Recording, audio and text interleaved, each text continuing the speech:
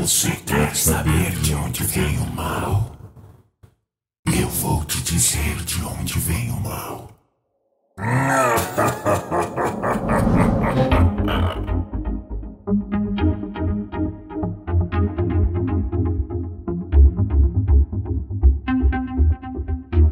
Se eu quero estudar o tomate, a primeira coisa que eu preciso é ter acesso a um tomate.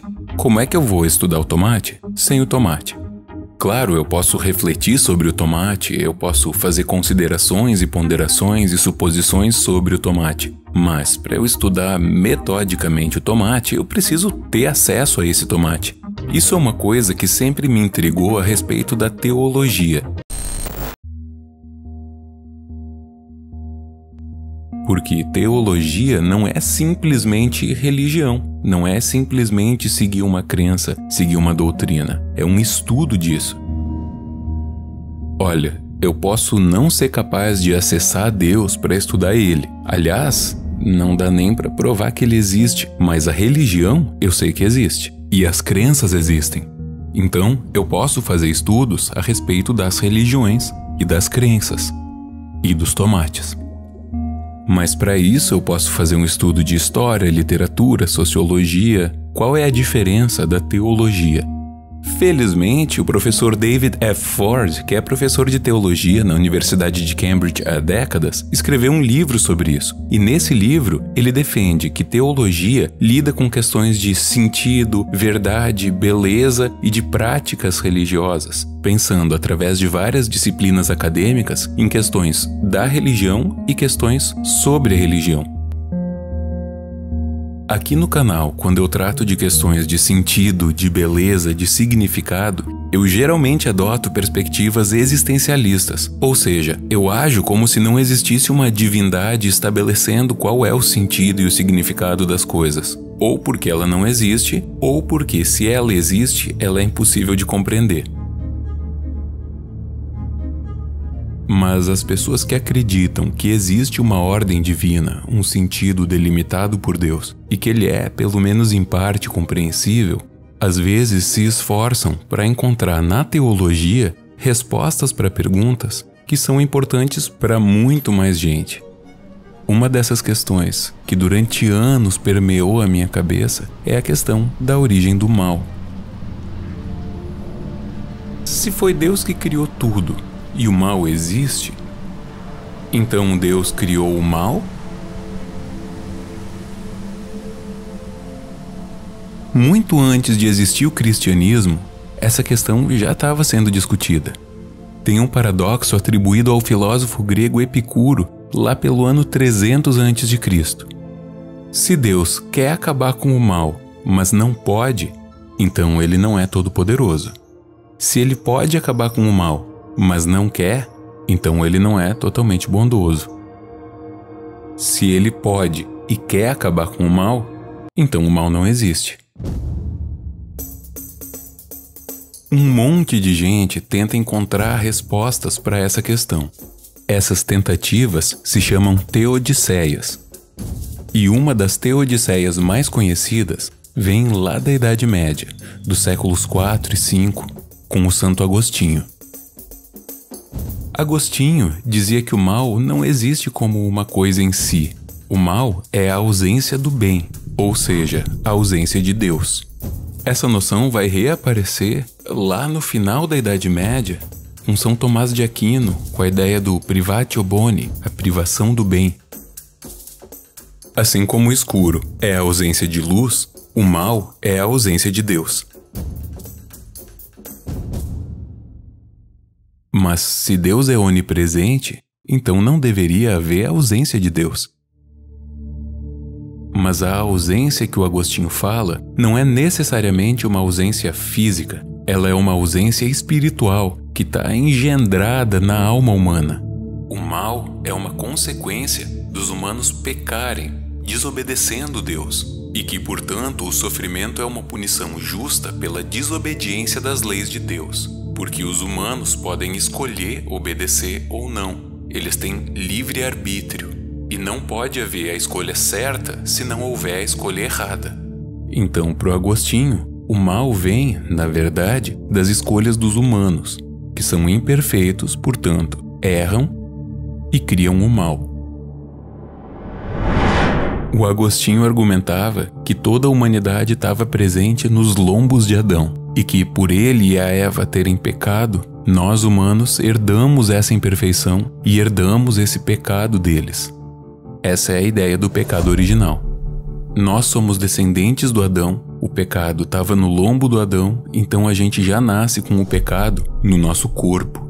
Veja, essa é uma teoria da Idade Média.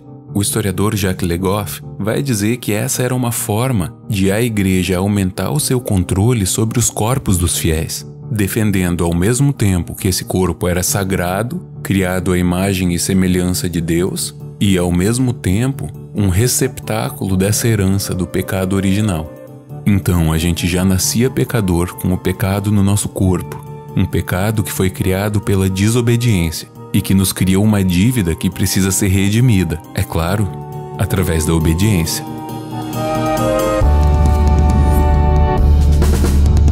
Aí você pode pensar, bom, mas se o pecado está incrustado no corpo e não na alma, isso significa que a minha alma está livre do pecado? Mas não é bem assim. Na Idade Média, não era muito difundida a ideia de que o corpo e a alma eram duas coisas completamente separadas ou separáveis. Michel Foucault diz, na obra Vigiar e Punir, que essa noção de separação entre corpo e alma, ela se difunde só no século XVII. No imaginário medieval, corpo e alma eram um todo indissociável. E, portanto, a única forma de corrigir os pecados passava necessariamente pela constante repressão e correção do corpo como a única maneira de atingir a salvação.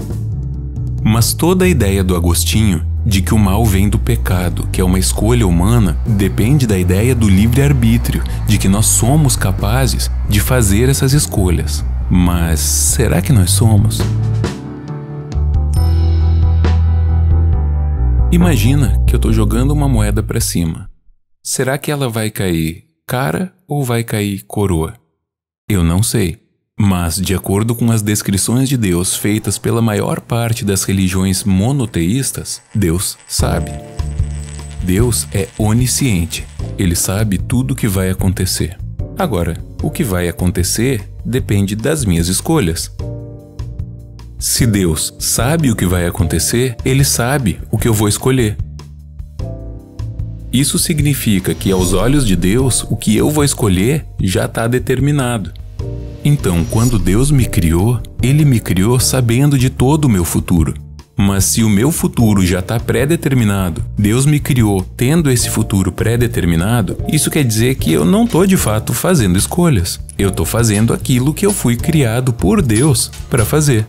E se eu não posso fazer escolhas, como é que eu tenho liberdade? Essa questão do livre-arbítrio versus determinismo é uma das questões mais antigas e mais debatidas da teologia e da filosofia também. Ou Deus sabe tudo e, portanto, eu não tenho liberdade, ou eu tenho liberdade e, portanto, Deus não sabe tudo. E se Deus me criou sabendo que eu faria coisas ruins, sabendo que eu faria o mal, isso não significa que Deus criou o mal?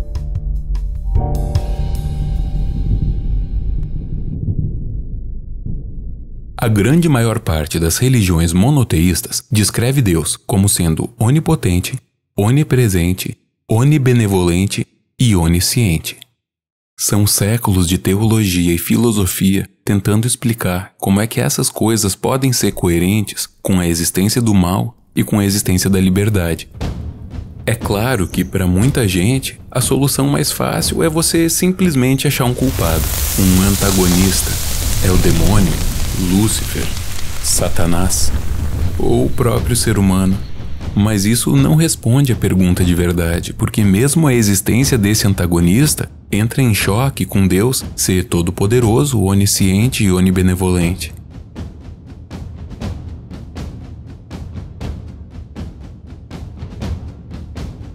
Eu acredito que a religião é um reflexo dos religiosos.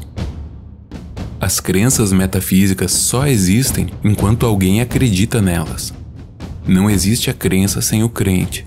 E, portanto, as religiões muitas vezes vão refletir características da sociedade em que essas religiões existem.